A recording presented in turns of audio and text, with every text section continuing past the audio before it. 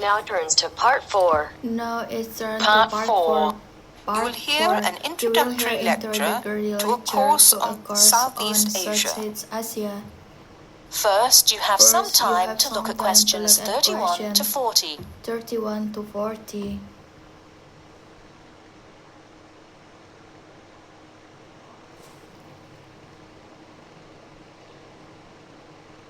Now, listen carefully and answer questions 31 to 40.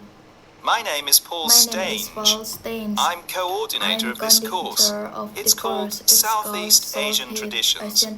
I'm also the author of the study guide and the course reader, and you should have those in front of you. As well as these, you'll need 2 textbooks for the course.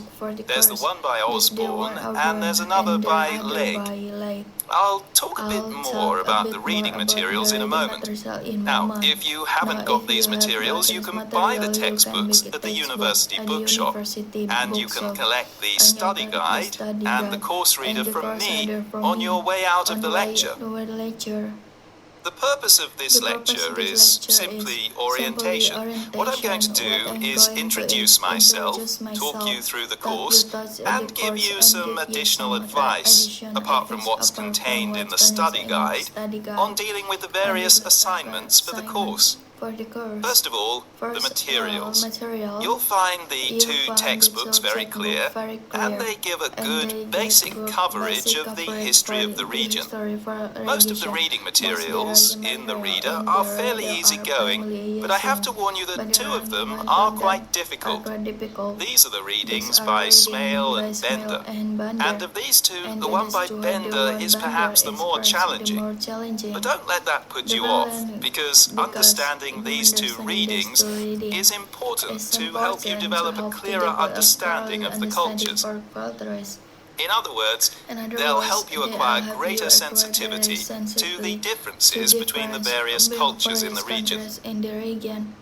Now, the course itself. The course has multiple aims. It's primarily a history course, but it's not only a history course. It is, in most respects, a cultural history course focusing on Southeast Asia.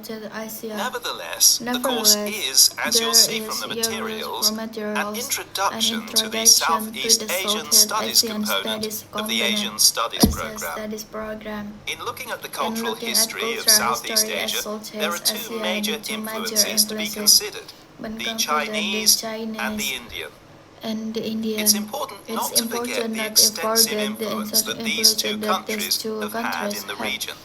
China has been trading throughout the region since at least the 6th century, so many of its cultural and social traditions have influenced the countries in the area, and religious practices from India have helped form today's culture.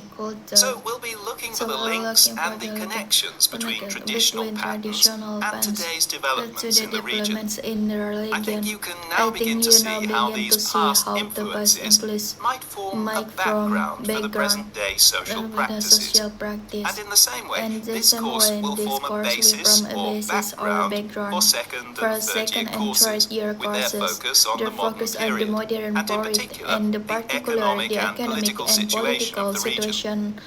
So, that's the outline of the course. I'd like to go on now to look at what you have to do, your assignments and so on. That is the end of part 4. That is the part 4. You have a minute to check your answer.